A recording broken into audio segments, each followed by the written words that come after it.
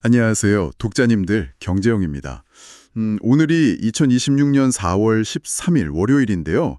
오늘 아침 그 서울경제신문 일면을 딱 보니까 정말 굵직한 이슈들이 많더라고요. 네네. 아침부터 아주 뜨거웠죠? 네. 그래서 이 기사들의 이면을 좀 깊게 파헤쳐보는 딥다이브 미션을 바로 시작하겠습니다. 오늘 저와 함께 이 복잡한 퍼즐을 맞춰주실 기자님 모셨습니다. 어서 오세요. 네. 반갑습니다. 오늘 준비된 주제들이 좀 무게감이 있죠? 그 지정학적 리스크부터 시작해서 에너지 기술의 명암, 또 산업 현장의 혁신, 그냥 마지막으로 국내 조세 정책까지 아주 굵직하게 기다리고 있습니다. 네. 벌써부터 머리가 좀 아플 수도 있는데 표면적으로 드러난 사실들 그 이면에 어떤 경제적이고 기술적인 원리가 작동하고 있는지 저희가 하나씩 짚어보시죠. 네, 좋습니다. 그럼 먼저 그 파키스탄 이슬라마바드에서 날아온 꽤 무거운 소식부터 시작을 해보죠. 미국 JD 베이스 부통령하고 이란 간의 1박 2일 종전회담이 결국 노딜로 끝났어요. 네, 참 아쉬운 결과가 나왔습니다. 중재국인 파키스탄에서 전날 정오 무렵에 시작을 해서 다음날 오전 6시까지 그야말로 숨가쁘게 회담이 이어졌거든요. 아니, 무려 21시간이나 밤샘 마라톤 회담을 한 거잖아요. 근데 빈손으로 돌아갔다니 참 이게 마치 계약서 도장 찍기 직전에 가장 중요한 조항에서 판이 확 엎어진 것 같거든요. 네, 딱 그런 상황이죠. 대체 그 치열했던 현장에서 어떤 이견이 있었길래 이런 결과가 나온 건가요? 일단 미국 대표단을 이끈 벤스 부통령 입장은 이렇습니다. 미국이 아주 유연한 자세로 상당히 양보를 했다, 이렇게 밝혔는데요. 근데 결코 포기할 수 없는 두 가지 조건이 있었어요. 그게 뭐였죠? 바로 호르무즈 해협의 재개방, 그리고 이란이 핵무기 개발을 하지 않겠다는 명확한 약속이었습니다. 이것을 두고 벤스 부통령은 이게 미국이 남긴 최종이자 최선임 제안이라고 아주 못을 박았죠. 호르무즈 해협이랑 핵 문제라면 사실상 중동 지정학의 그 내관이잖아요. 그렇죠. 가장 핵심이죠. 그리고 글로벌 경제의 숨통을 쥐고 있는 이슈이기도 하고요. 근데 미국 입장에서는 이게 협상의 완전 대전제이자 시작점이었을 텐데 이란은 대체 뭘 원했을길래 이 좋은 제안을 거절한 건가요? 이란 측 반응을 보면요. 에스마일 바가에이 외무부 대변인이 발표를 했는데 2, 3개 주요 이슈에 대한 이견 때문이라고 딱 명시를 했습니다. 그 이면에는 이란의 어떤 철저한 전략적 계산이 깔려 있는 건데요. 전략적 계산이요? 네, 그러니까 호르무즈 해협 통제권이랑 핵카드는 이란이 서방 세계를 상대로 쥘 수 있는 사실상 가장 강력한 협상 레버리지거든요. 아하, 무기 같은 거네요. 맞아요. 이 두 가지를 한 번에 다 내어준다는 건 자신들의 체제 안보에 치명적이라고 판단을 한 겁니다. 결국 미국의 요구를 수용하기에는 내부 합의도 안 됐고 또 확실한 국제적 보상에 대한 믿음이 부족했던 거죠. 와, 이거 독자님들 입장에서는 단순히 저 먼 나라의 외교전이 아니네요. 당장 우리 주요소 기름값이나 밥상 물가, 그리고 내 주식 계좌의 변동성까지 걱정해야 하는 상황이잖아요. 정확합니다. 글로벌 원유 수송의 동맥이라고 할 수 있는 호르무즈 해협의 불안감이 해소되지 않았다는 거잖아요. 이건 전 세계 에너지 안보나 물류 시장에 거대한 불확실성이 그대로 남았다는 뜻입니다. 언제 터질지 모르는 폭탄을 안고 있는 거네요. 네, 에너지 공급망이 언제든 마비될 수 있다는 이 리스크는 결국 글로벌 인플레이션 압력으로 고스란히 작용하게 되거든요. 참 걱정입니다. 글로벌 에너지 안보가 이렇게 언제 흔들릴지 모르는 상황이라면 우리 스스로 외부 요인에 휘둘리지 않는 안정적인 미래 에너지를 선점하는 게 그 어느 때보다 중요해지잖아요. 그렇죠. 정말 중요한 타이밍이죠. 바로 이 지점에서 제가 오프닝 때 잠깐 말씀드린 그 14산째 문을 안 연 식당 이야기가 나옵니다.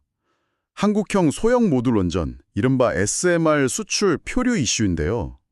기자님, 이 기사 내용이 정확히 지금 어떤 상황인 건가요? 기사를 보면요. 우리가 2023년부터 캐나다 엘버타주하고 우리 SMR 모델인 스마트의 실증 논의를 쭉 진행해오고 있었거든요. 근데 이게 결국 지난해 중단이 되었습니다. 중단이요? 왜요? 표면적인 이유는 캐나다 연방정부가 SMR 사업을 추진하면서 현지 원전 기업이랑 꼭 파트너십을 맺으라고 요구를 했어요. 근데 그 협력 기반을 끝내 마련하지 못했기 때문입니다. 잠깐만요, 기자님. 저는 이 부분이 사실 납득이 잘 안 가거든요. 어떤 점이요? 우리가 1997년부터 엄청난 자본이랑 인력을 쏟아부어서 가압경수형 SMR을 개발했잖아요.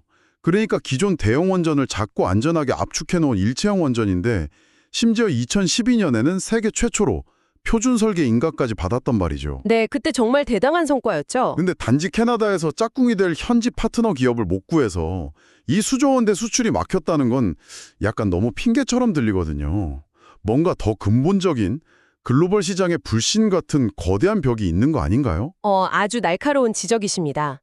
본질은 캐나다 기업이 파트너십을 거절했다는 그 사실 자체가 아니라 왜 그들이 우리의 파트너가 되기를 꺼렸느냐에 있습니다. 네네, 그 이유가 뭔가요? 에너지 업계에는 그 first of a kind, 그러니까 최초 호기 리스크라는 게 존재합니다. 아무리 도면상으로 완벽한 황금 레시피라도 실제로 지어서 가동해 본 데이터가 없으면 어느 국가도 수조 원의 돈을 걸고 실험지가 되려고 하지 않는다는 거죠. 직접 눈으로 확인한 게 없으니까요. 맞습니다. 우리나라가 2012년에 세계 최초 인가라는 멋진 타이틀은 땄는데 정작 국내에 초도 호기, 즉 실증료를 단 한 번도 짓지 않았거든요. 와, 진짜 황금 레시피는 기가 막히게 짜놨는데 본점도 안 열고 시식 코너도 안 만들어 놓은 거네요. 네, 내가 직접 먹어보지도 않은 음식을 남한테 비싼 값에 빨려는 셈이었으니까요. 그래서 사우디아라비아 같은 다른 국가들하고의 진출 논의도 장기간 표류할 수밖에 없었던 겁니다. 특히나 요즘 그 AI 데이터 센터가 폭발적으로 늘어나면서 전기를 어마어마하게 잡아먹고 있잖아요. 그래서 전 세계가 지금 앞다투어 안전하고 효율적인 SMR을 찾고 있는데 정작 보여줄 게 없어서 팔 수가 없다는 이 현실이 참 너무 답답하네요. 네, 업계에서도 가장 뼈아프게 생각하는 부분입니다. 자, 이렇게 원전 분야는 뛰어난 기술이 있어도 현실에 적용을 못해서 발을 동동 구르고 있는 반면에 새로운 IT 기술을 현실 공장 바닥에 완벽하게 꽂아 넣어서 엄청난 효율을 뽑아내는 곳도 있습니다. 바로 기아의 디지털 트윈 기술 도입 기사인데요. 네, 기아 광명 에보플랜트의 성공 사례를 다룬 기사죠. 제조업 자체 생산 라인의 한계를 완전히 돌파한 결과가 구체적인 숫자로 쫙 증명이 되었습니다. 네, 저도 이 기사 흥미롭게 봤는데 제가 전에는 이 디지털 트윈이라는 게 단순히 공장에 심시티 같은 가상 시뮬레이션 게임을 띄워놓는 거라고 생각을 했거든요. 보통 처음엔 다들 그렇게 생각하시죠.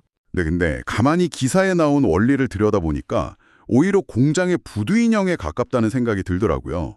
부두 인형이요? 네, 그러니까 현실의 로봇팔에 문제가 딱 생기면 컴퓨터 속 가상의 인형도 똑같이 반응하고 에러를 내보내는 거잖아요. 같이 아파하는 것처럼요. 와, 그 부두 인형이라는 비유가 이 기술의 핵심인 동기화를 아주 기가 막히게 설명해 주네요. 맞습니다.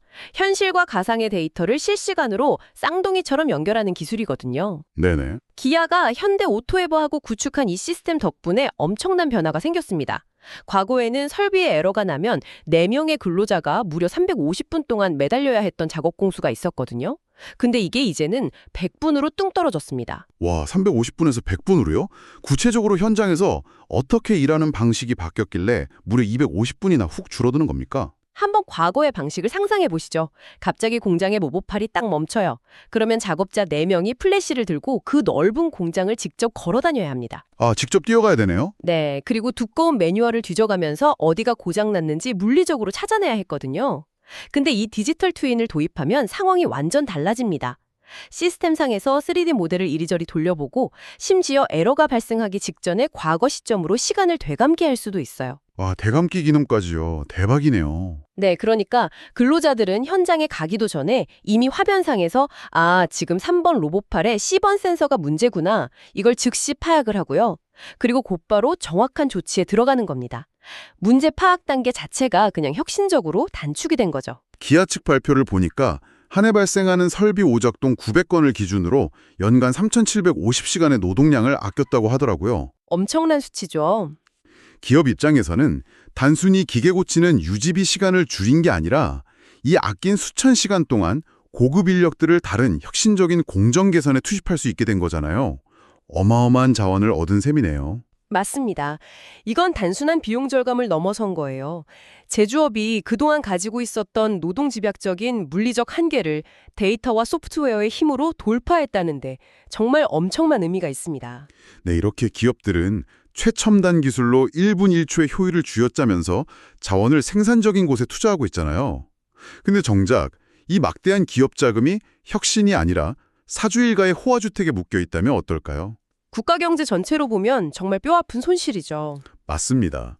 그래서 정부가 바로 이 모순을 깨기 위해 칼을 빼들었습니다. 서울경제신문 기사에 따르면 아주 대대적인 조사가 시작됐죠. 네, 맞습니다. 임광현 국세청장이 법인 소유의 고가주택에 대해서 전수조사에 착수하라고 전격 지시를 내렸습니다. 대상이 되는 법인만 약 1,600개 사고요. 주택수는 무려 2,630채에 달합니다. 와, 공시가 9억 원 초과주택만 2,630채고 총 규모가 5조 4천억 원이라니 진짜 규모가 놀랍습니다. 심지어 50억 원을 훌쩍 넘는 초고가주택도 100여 채나 포함되어 있다면서요? 네, 맞습니다. 기업의 소중한 자금이 연구개발로 안 가고 이렇게 부동산에 묶여 있다는 건데 이게 단순히 그냥 현황 파악만 하겠다는 차원이 아니죠, 지금. 네, 절대 단순 파악이 아닙니다. 임 청장이 아주 명확하게 선을 그었는데요. 직원 사택으로 쓰거나 정상적인 임대업 목적이라면 전혀 문제가 없다. 하지만 사주 일가가 몰래 거주하면서 세금을 회피한다면 이걸 비업무용 부동산을 이용한 명백한 탈세로 규정했습니다. 아, 탈세로요? 네, 혐의가 확인되면 즉각 세무조사로 전환해서 세금을 징수하겠다는 아주 강력한 의지를 밝힌 거죠. 근데 제가 기사를 보면서 놀란 게 이번 조사 추진 속도가 굉장히 이례적으로 빠르더라고요. 이재명 대통령의 경제자문회의에서 지시한 지 며칠 지나지 않아서 바로 나온 조치라고요? 네, 불과 3월 만에 속전속결로 진행이 됐습니다. 지난 9일에 있었던 국민경제자문회의에서 이 대통령이 기업들의 불필요한 대규모 부동산 보유를 콕 집어서 지적을 했거든요. 강력한 보유 부담을 안기는 규제를 지시했는데 이게 신호탄이 된 겁니다. 아, 부처들이 바로 움직인 거군요. 네, 정부 부처들이 이 정책적 시그널에 즉각적으로 반응해서 액션을 취한 거죠. 기사를 보니까 국세청이 앞으로 9억 원 이하 주택으로도 범위를 넓힐 수 있다고 경고를 했잖아요. 근데 이게 단순히 주택에서만 끝날 문제가 아닌 것 같습니다. 기업들이 쥐고 있는 다른 부동산으로도 조사가 확대될 여지가 있나요? 네, 충분히 있습니다. 그래서 기재부, 즉 재정경제부의 후속 움직임을 주목하셔야 되는데요. 재정경제부는 조만간 기업의 비업무용 토지 현황 파악에도 착수할 계획입니다. 아, 토지까지요? 네, 수치로 보면 이미 흐름이 나타나고 있는데요. 기업의 비업무용 토지에 부과되는 종합부동산세가 2020년에 1조 1,660억 원이었는데 2024년에는 1조 5,559억 원으로 4년 새 약 33%나 급증을 했습니다. 와, 엄청 올랐네요. 네, 정부는 이런 조세 및 규제 강화를 통해서 기업의 자금을 비생산적인 부동산에서 실질적인 산업과 기술 투자로 유도하겠다. 이런 명확한 방향성을 보여주고 있는 겁니다. 이게 참 우리에게 흥미로운 질문을 남기네요. 과연 정부의 이런 전방위적인 세무조사 압박으로 비업무용 부동산에서 빠져나온 수조 원의 자본들이 앞서 우리가 이야기했던 디지털 트윈이나 SMR 같은 진짜 혁신적인 생산 기술로 흘러 들어갈까요? 아니면 또 다른 은밀한 투자처를 찾아 숨어버릴까요? 독자님들도 앞으로 이 기업들의 자본 흐름을 한번 유심히 지켜보시면 좋을 것 같습니다. 지금까지 글로벌 지정학적 이슈부터 국내 산업 혁신과 경제정책 주제에 대해 다뤘습니다. 다음에도 빠른 소식으로 찾아뵙겠습니다. 지금까지 서울경제신문 경제용이었습니다. 감사합니다.